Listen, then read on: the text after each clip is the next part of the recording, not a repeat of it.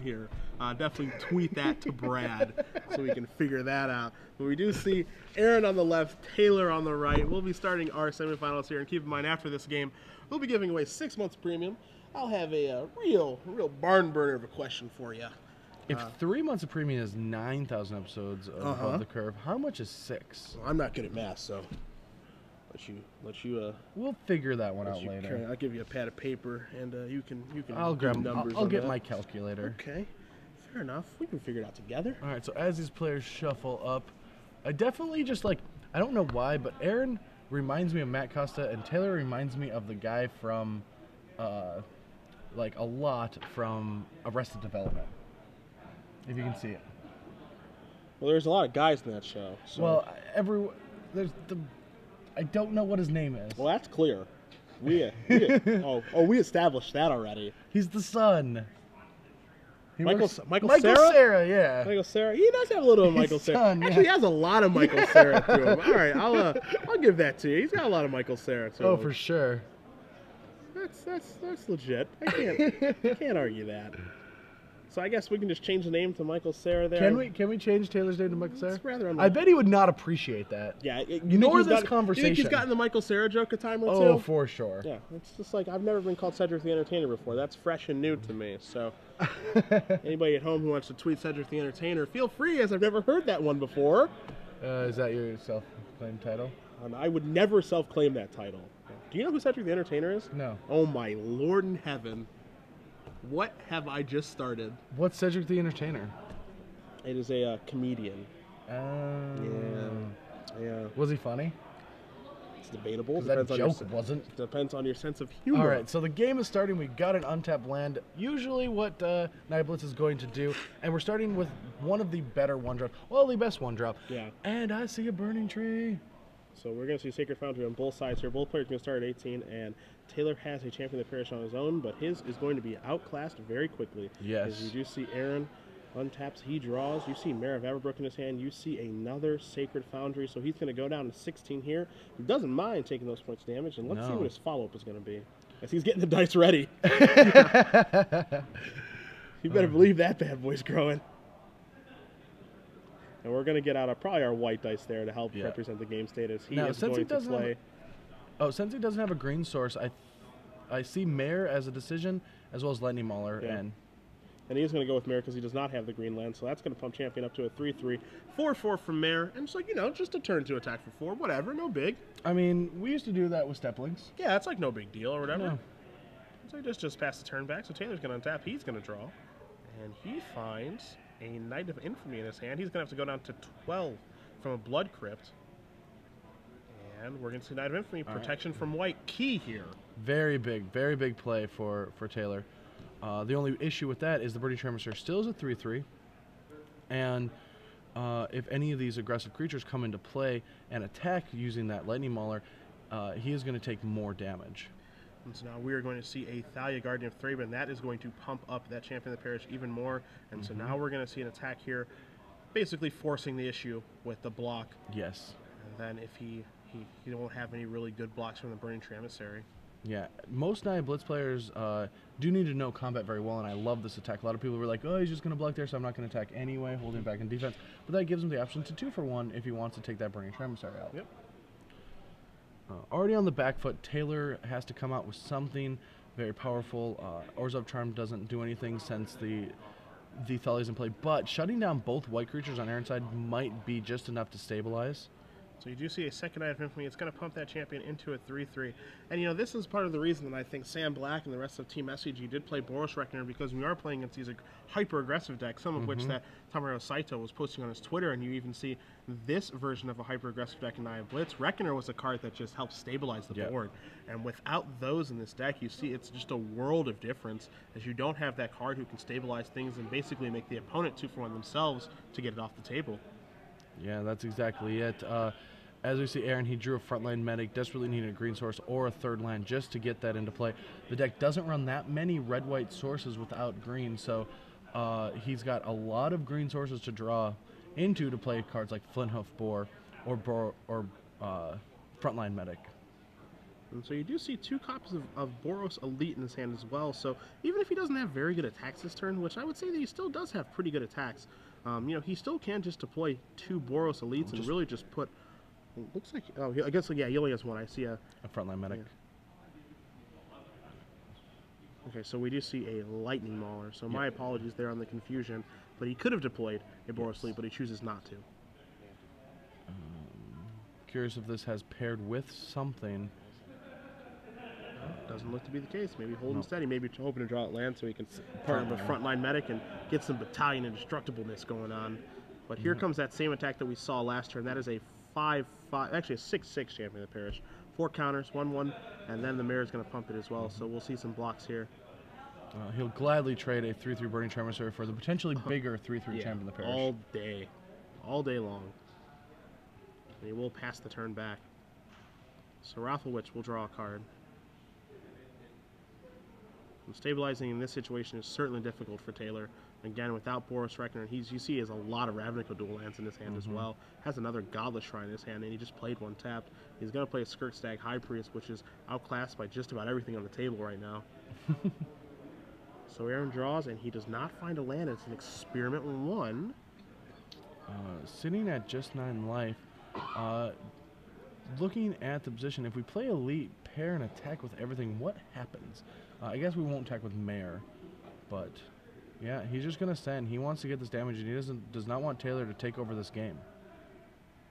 And correct me if I'm wrong, but I'm pretty sure that Boros Elite is a human, but we did not see Champion tick up a counter to have 5 counters on it. So it looks like he missed that, playing a little bit quickly.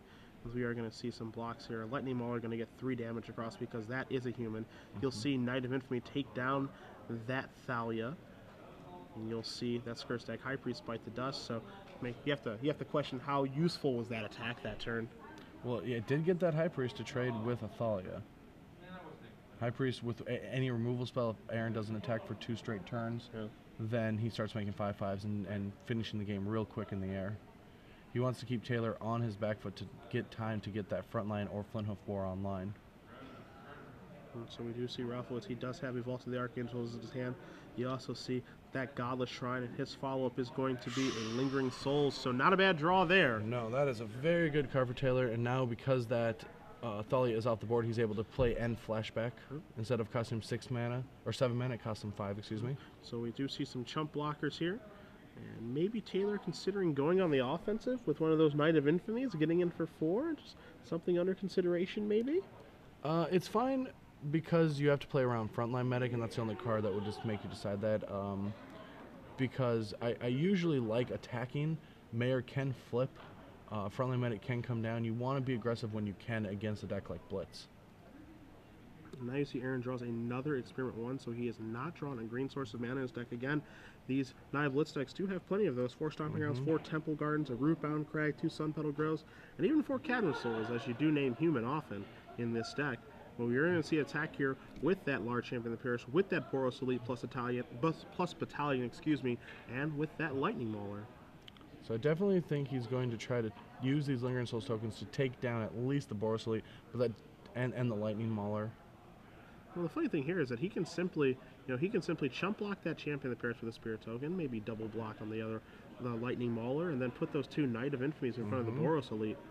And he's going to lose some of his spirits, but he can also play conservatively this way. Just do some chumping, lose a Spirit token, and you're going to see Mare flip into Howlpack Alpha. And keeping a big board is pretty good when you have something like Vault. So in response to the flip, he is going to Orzhov Charm to make sure instead of losing 3 life, he loses 1. Yep.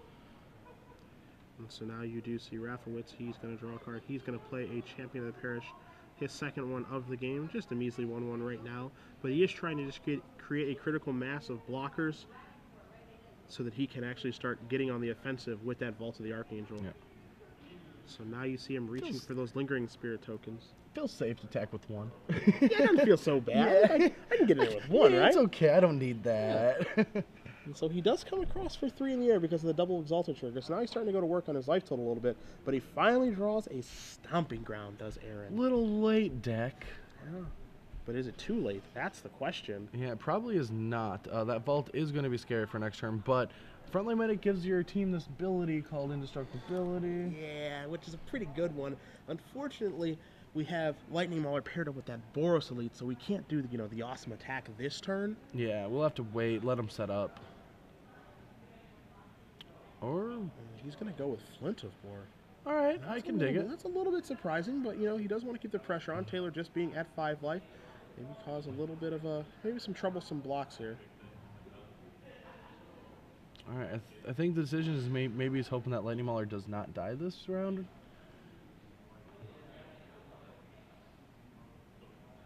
So we see Taylor put a Spirit Token in front of the Lightning Mauler, which is now a 2-1, no longer a 3-2, because Mare of Everbrook is gone. Also, that Boros Elite is going to be a 3-3 in combat, not a 4-4 like it was previously. All right, well, this is going to clear off most of Aaron's board except for his Flinthoof Boar and his champion.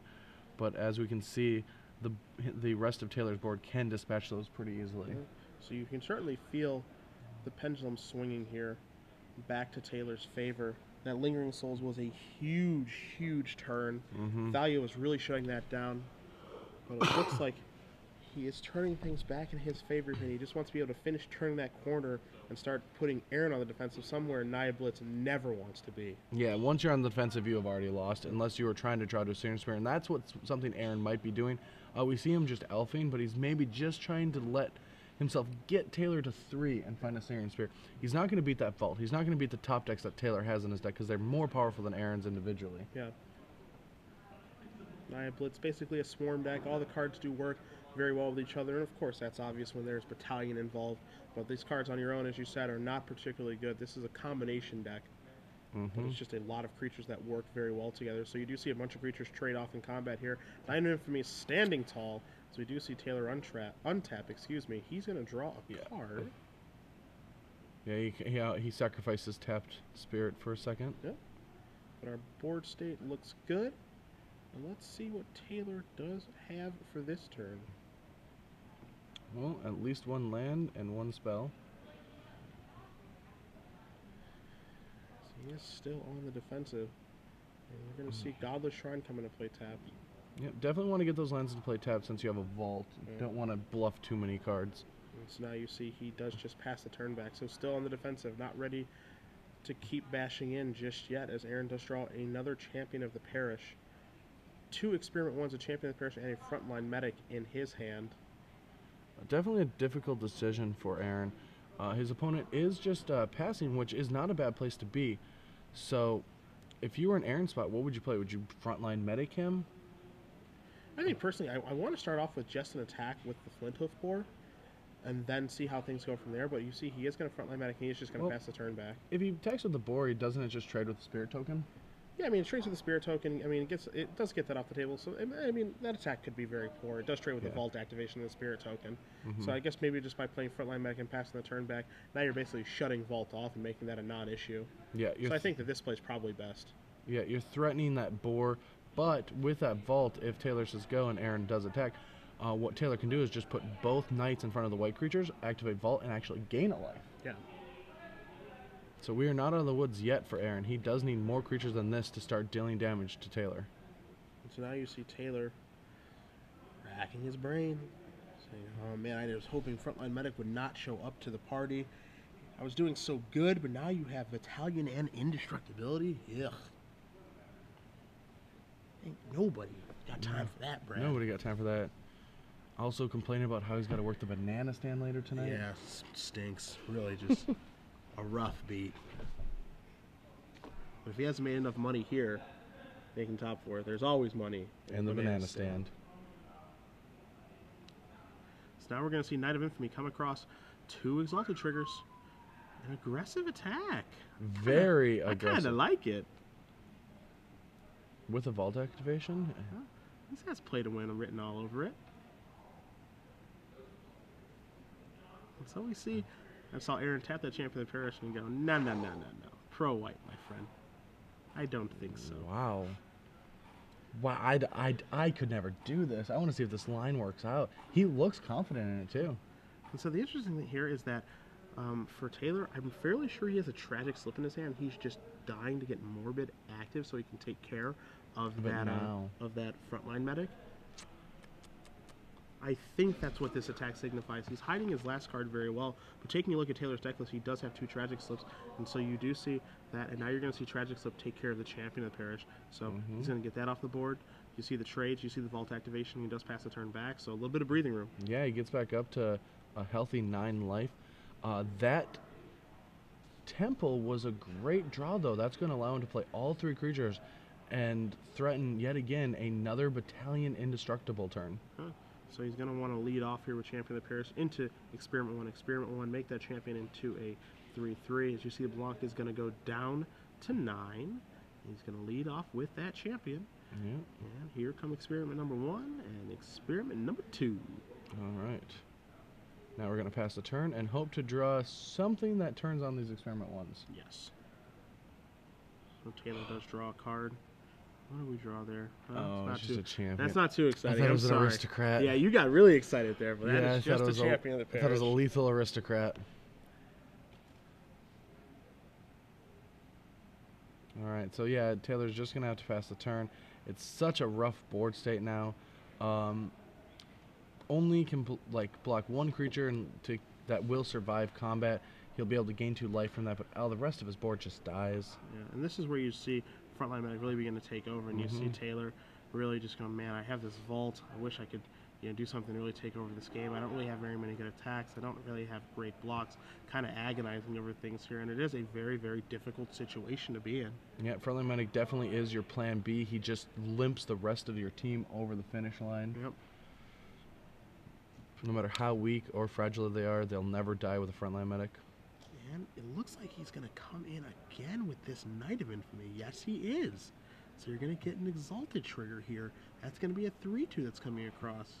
I mean, this is an aggressive line. This is how he wins. This puts him, if Aaron doesn't block, this puts him in position to gain 3 life, and chump block and find a Falcon Wrath of Aristocrat. I love this line. Now, if Aaron does block with his 2 Experiment 1s, he's going to not use his vault and use the vault to defend against 2 3/3s that will not have battalion. Yeah, I absolutely love this attack. He's certainly in a difficult situation here, but he's doing everything he can, is Raflowitz, to just play to win this game. It's very easy to just kind of bemoan your luck and say, ugh, frontline medic battalion, I can't do anything about this. And you see now LeBlanc has to consider so many different options. What's this attack represent? Am I overthinking? Am I underthinking? Why would he be doing this when, I'm pretty far ahead on the board? And now, Brad, we might see that double block that you talked about. Yeah. And he doesn't even have to use the vault now. Yeah, and I wouldn't. This would force Aaron to draw a haste creature, which are in his deck, but Taylor is just playing to his outs right now. And I love that attack. The only thing that I wouldn't have done is just, played the champion before doing all this. Sure. But yeah, it's a great attack. I love this attack. The block from Aaron isn't even bad because he does have to be afraid of that Falcon Wrath Aristocrat, and he can't take too many shots from that hand. And so now Aaron does draw his card. He draws a Burning Tree Emissary. And so you see that he is just going to pass the turn right back. Raflowitz draws his card. Silverblade Paladin is the draw step. All right, so what can he really... He's not going to be able to activate that vault this turn, but it's not going to be as crucial because we do have Battalion online next turn. Do we give our flyer double strike, or do we just hope to draw a Silverblade Paladin next turn? Oh, we will see Falcon Wrath Aristocrat. Yeah.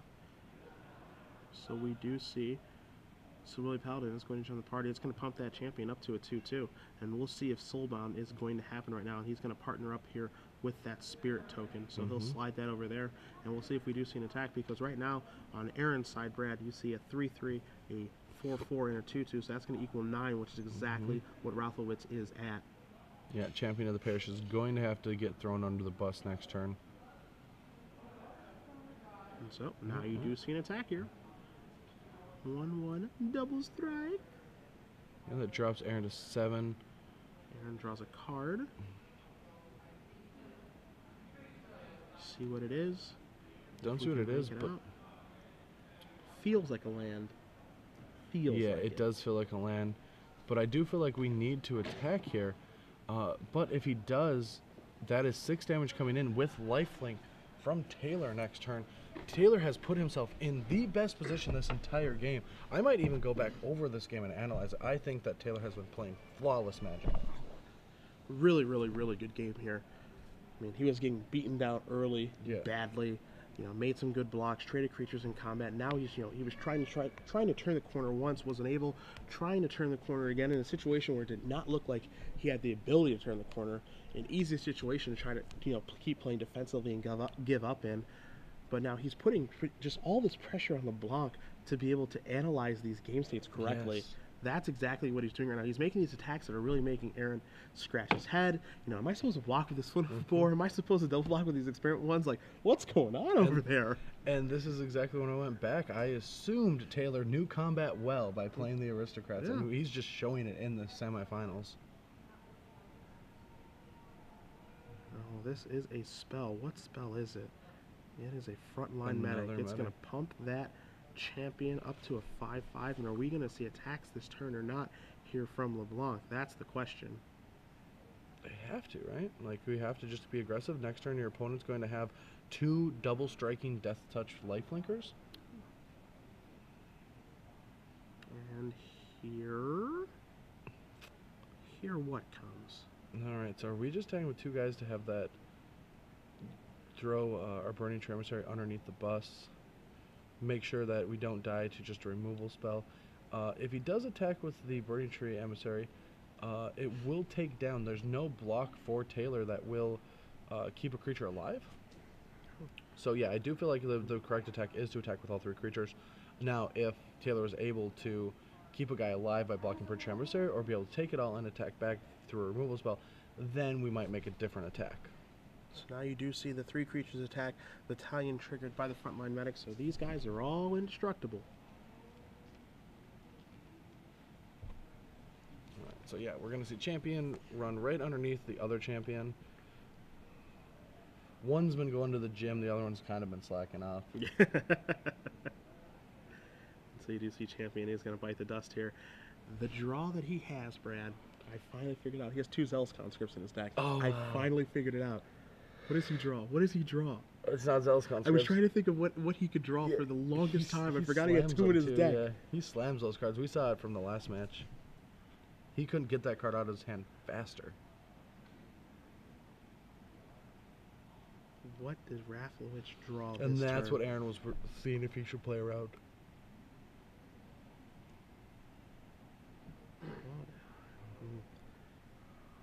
I'm dying to know. Yeah, I'm dying to see. I'm really dying to know what this card is in this hand. I feel like it's nothing, but if he just gets 1 point, he might be playing for that Zealous conscript. Like, if he can just get 1 point and survive. So let's see here. He can gain 4 life going up to 8, but there's 8 power attacking if he just blocks the champion of the parish. So that is not a viable option unless he drew a 1 or 2 drop, so he could also vault. He's going to have to block with both creatures. I guess no, the Zealous conscript is still lethal with the champion. Look at that Silverblade Paladin feel a little frisky. He's going to jump immediately on that. You're going to see a vault activation here. Yeah, that'll only be 2 life. Yeah, so he's going to go up to 6.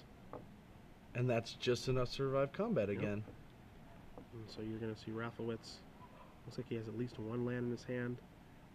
Can't tell if that's 2 lands or not sure. Get those you see a Cavern of Souls, and I'm not sure what that other card is. Okay, it looks like it's a swamp, so he's going to pass the turn back. So Aaron's going to untap. He's going to draw. Looking for a top deck. Just need something. He's Rub like, those hands together. That's scary. I don't want more of this. That's scary. If you're Taylor, that's scary. Rubs those hands together. As we know that he has cards like Core Clan Rampager and Searing Spirit in his hand, and now he's moving around at a frenetic pace. You know he top decks. You know that's not a land. Last turn he draws, tanks, looks sad. This one is just like, all right, we got there. And now this is something I do too. Whenever I have the win, I make sure like 4 times in a row.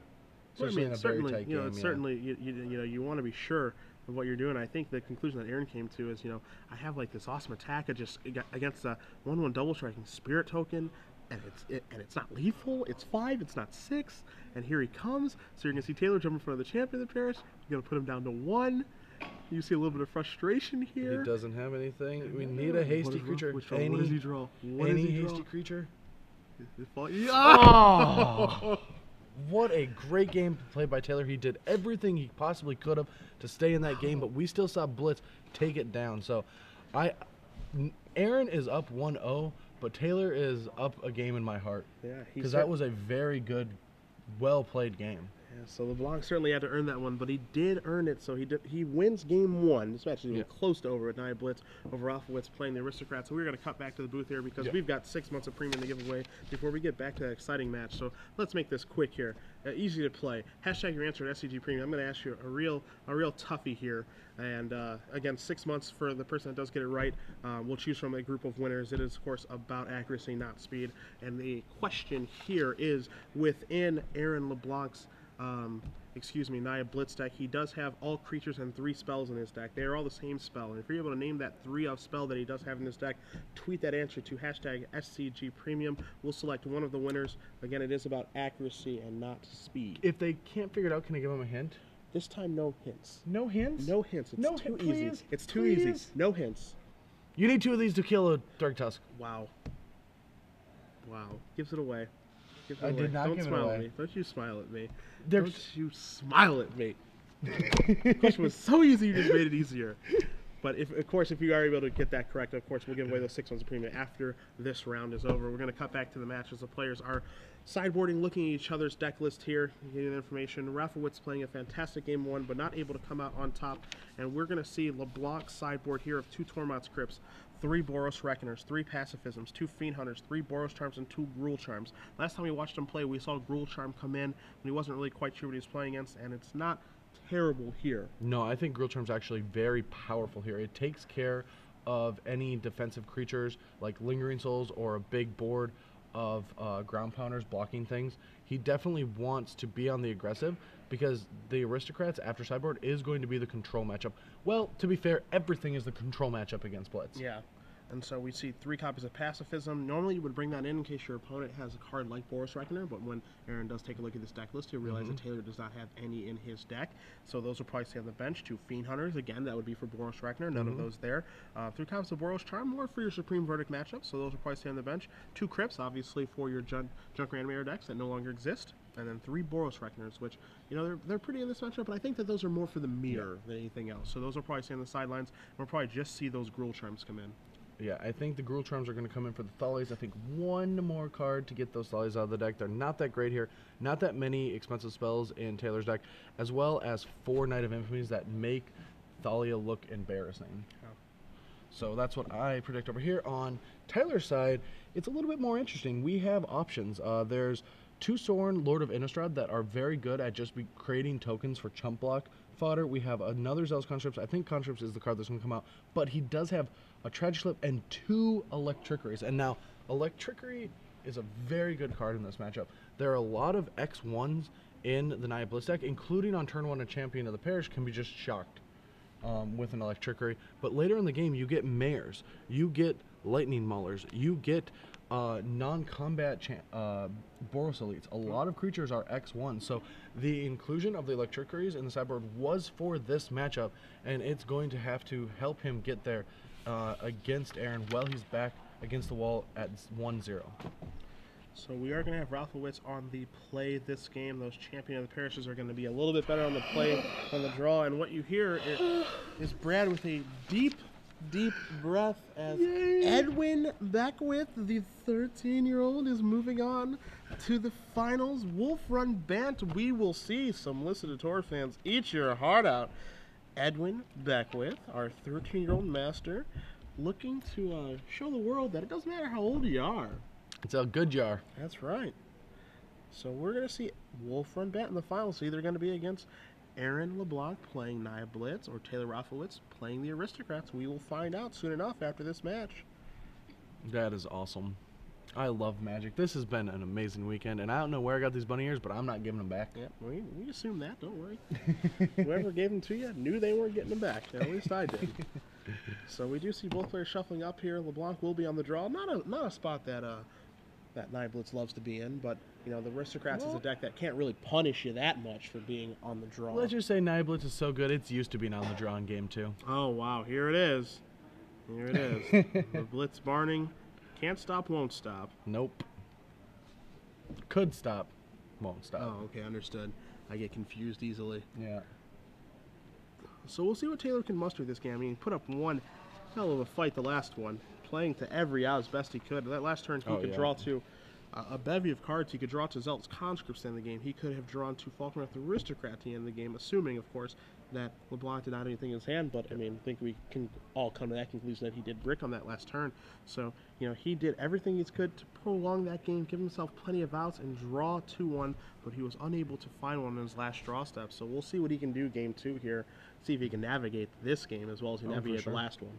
Yeah, the only thing I would have to say about Taylor's play in that game was just playing that main phase and then deciding to attack the champion of Parish. Other than that, that was a pro-level game played by Taylor. I'm really impressed by that. Yeah.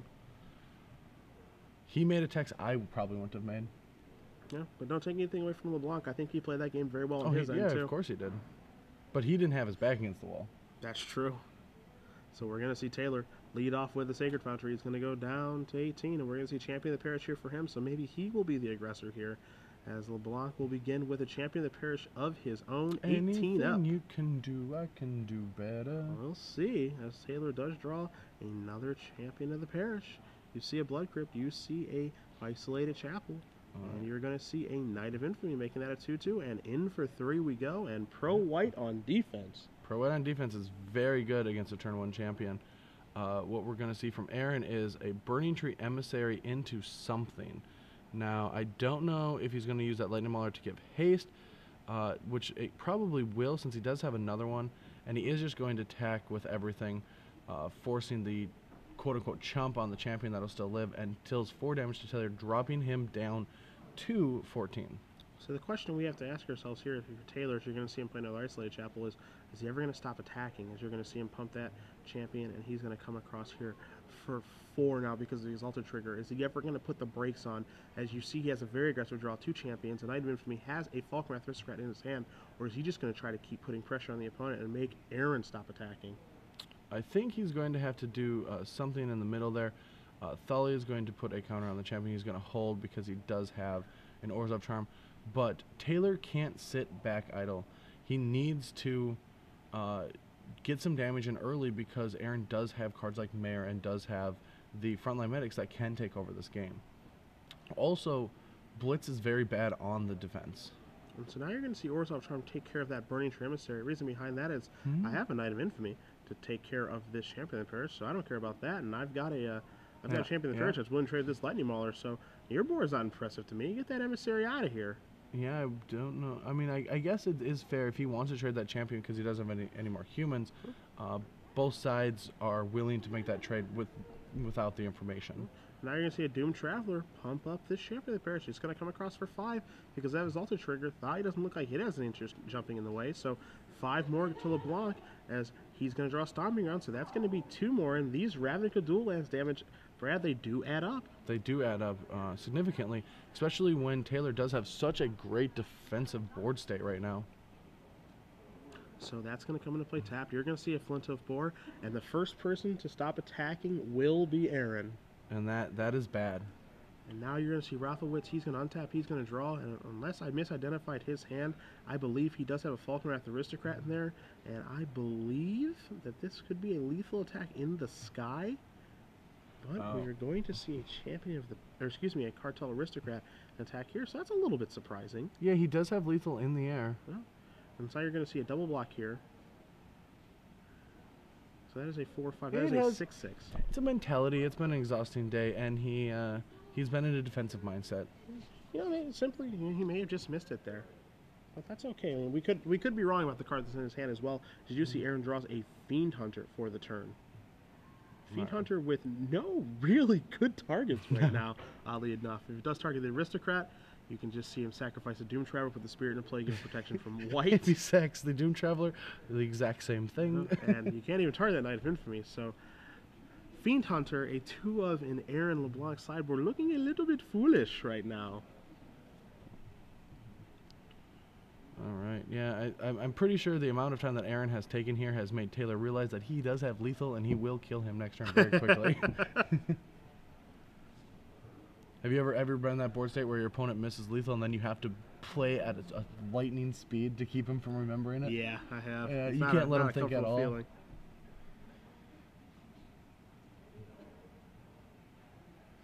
All right, so what does Aaron do to get out of this board state? It is a very tough one. So you see in his hand, he does have that Fiend Hunter. He does have a Boros Elite. Also has a Gore Clan Rampager in his hand. Taylor's sitting at 12 life. Probably going to be looking to use his life total as a resource here. Blocks will be fairly good for him because of that Knight of Infamy. You're going to see Aaron take a look at that Cartel Aristocrat there just to make sure he knows what it does. Can't sacrifice any creature, of course, to give it protection from a color of your choice. All right. No combination of cards does kill Taylor through Aaron, but he does want to make sure he sets up for a good attack next turn. Taylor's board isn't that aggressive right now, but if he does not play a non-white spell and put it on the board, that Knight of Infamy does get to attack.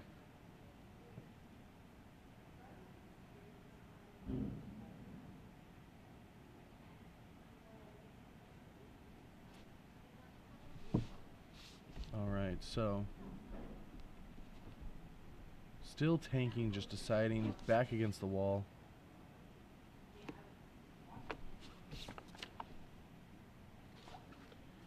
What to do if you were Aaron LeBlanc here. You can tell that he knows that he's in a bit of a difficult situation. He's going to start off with a Boros Elite. He is going to pump that champion, and we're going to see a Lightning Mauler here. We're going to see, maybe we're going to see a pair, maybe we're not. It looks like he waved off the pair. And he does just pass the turn back. And he just shows it, yeah. You see Falkner at this and he realizes the mistake that he made last turn, and he said, all right, I got you, Dad. Well, Taylor, and I like the modesty, too. I like that. He didn't try to hide it. He didn't try to draw and pretend it was a card. He's like, look, I have it. I screwed up. Yeah. This kid's going somewhere. So we see him winning game number 2, and now we saw LeBlanc with his back against the wall, and now Raflowitz knows that his back is going to be against the wall this game number 3, as this is exactly where Nyblitz wants to be. That's why LeBlanc was so happy that he was the number 1 seed coming in this tournament, because Nyblitz is going to win game 1 more often than not, especially when on the play. Chances are they're going to lose game 2. That does happen. This deck's not great on the draw, but game 3, for it all, gets to be on the play. It's a good place to be in. So we see LeBlanc kind of going back to the sideboard. I've got a feeling maybe he's reaching for those Fiend Hunters. Oh, yeah, we're getting those out. Yeah, those are just not that good. That's not what I want to be doing. He did keep the Thalias in, a card that did not impress me there. Again, it's not good against the Knight of Infamy, as well as it doesn't get played off of Braintree Emissaries, which is one of your most powerful draws, champion into Braintree Emissary. So I do want to see that leave his deck as well, go into those Gruul Charms. But one thing that is problematic sometimes is Nyblitz is an inconsistent deck. It has a high fail rate compared to most decks. So that's what Aaron doesn't want to run into, is one of those like super heavy mulligan draws. Well, he hasn't lost yet today, so I don't think that's true. Yeah, we're running well. Yeah. I do not think he's going to run into those fail draws. This is a deck that does not mulligan very well either. You know, you can take maybe 1 mulligan out of 6, but if you go past that, it gets ugly fast. No, I've most of by the end of me playing this deck, I was pretty jaded to it. Yep. But if I mulled to 5, I can see it on the spot. Yeah, fair enough. Yeah, it's a deck that does not mulligan very well. It is a swarm deck. These cards do intertwine very well with each other, but on their own, they are not so good.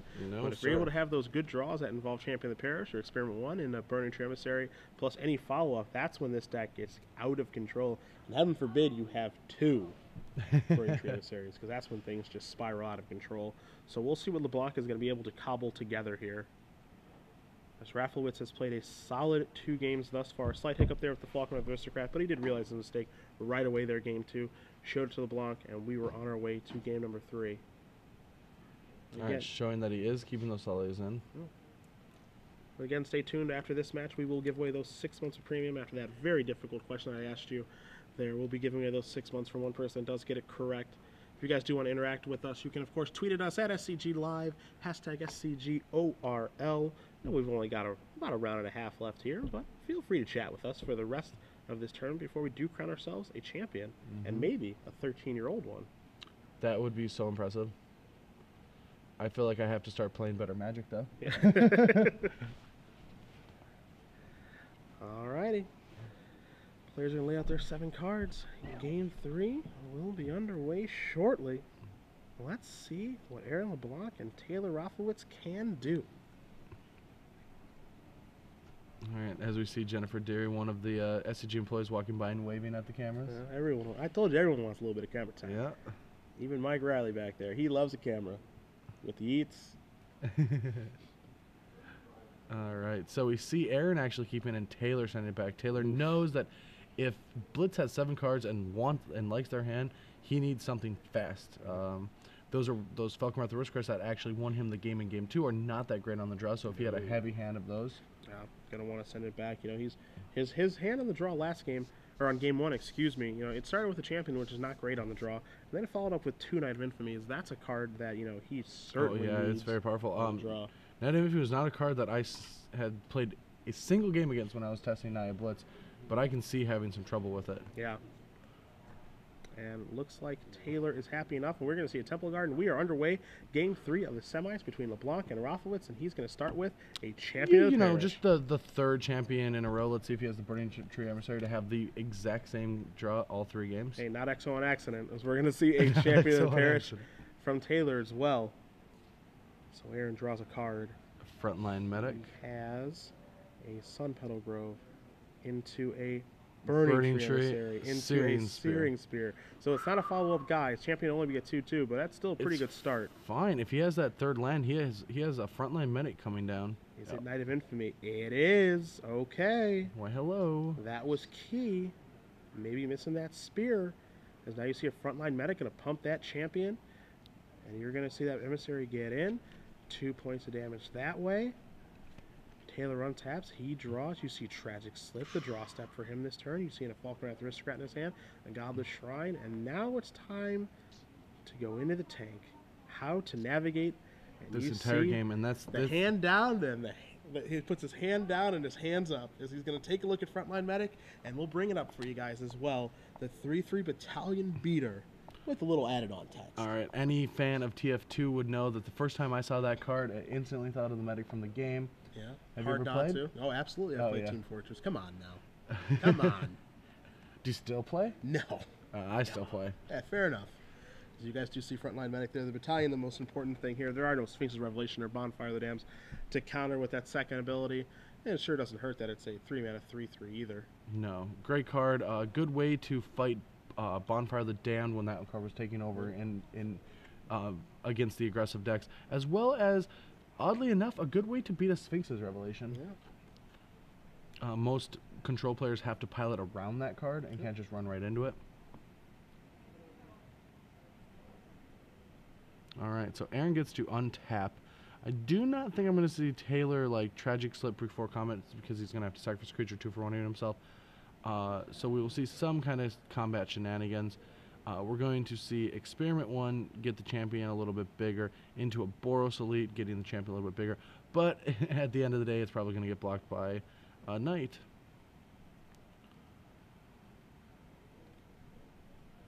Yep.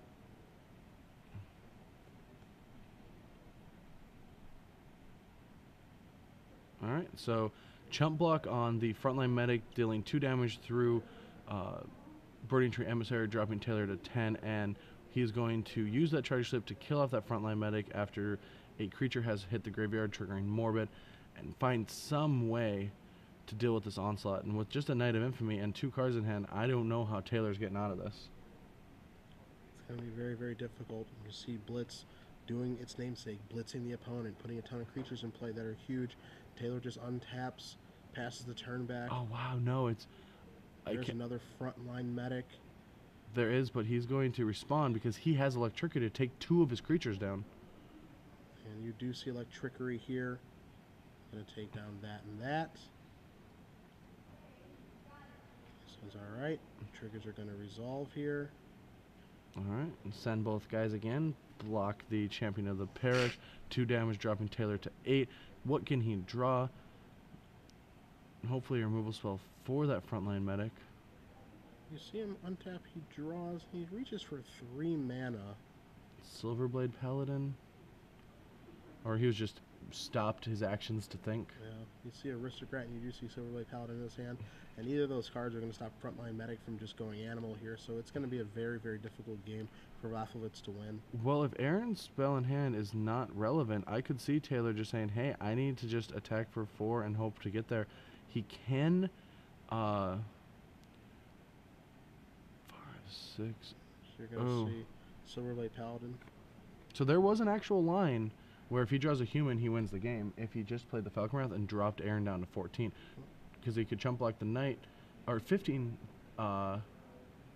he would drop him down to 13 actually.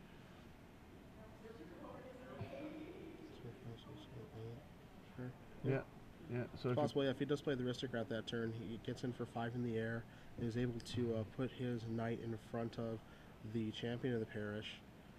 That attack would be for 5 from the 13. He takes 3, 4, 5, goes down to 3, and then 5, 10.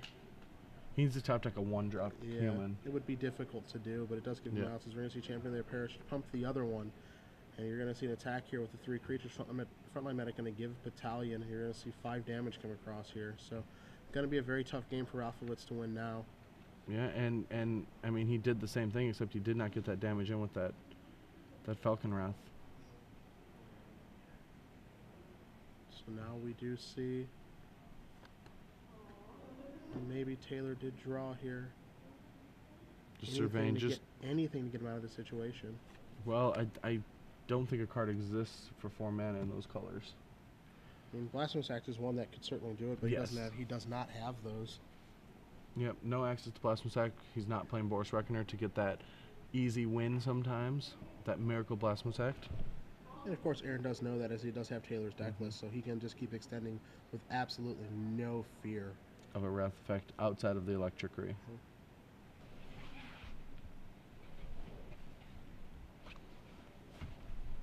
Just making sure. I know Taylor thinks that his back against the wall and he's out of this game, but he's just counting just to make sure if there's any way to get this damage in. Alright, so he is just going to probably pair and pass the turn back to Aaron, since if he attacks, he can block enough and stay alive.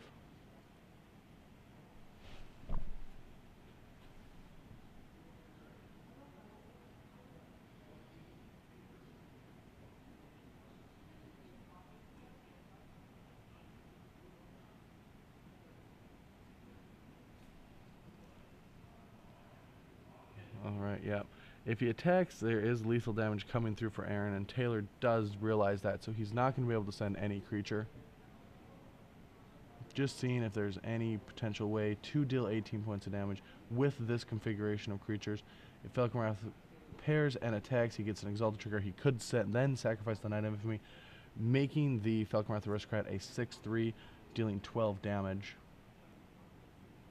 But no, not enough. LeBlanc untaps very quickly, draws his card, is going to cast a Thalia, he's going to pump up his other champions, and he's going to send those in. Yeah.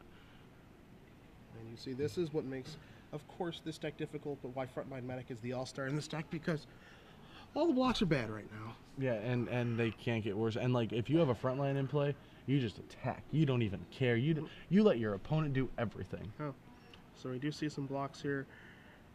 We saw Aristocrat sacrifice that Silverblade Paladin that was going to die to the Burning Tree, or excuse me, on the Burning Tree Emissary. Yeah, nowhere allowed at this point. That is it. Taylor Raflowitz does concede. Aaron LeBlanc will be moving on to the finals to play against Edwin and his Wolf Run Bat deck. Heck of an effort, by Raflowitz in all 3 of those games, but it just seems like it was just too much to overcome, as we see LeBlanc able to win the Time Blitz, still undefeated on the weekend, and our number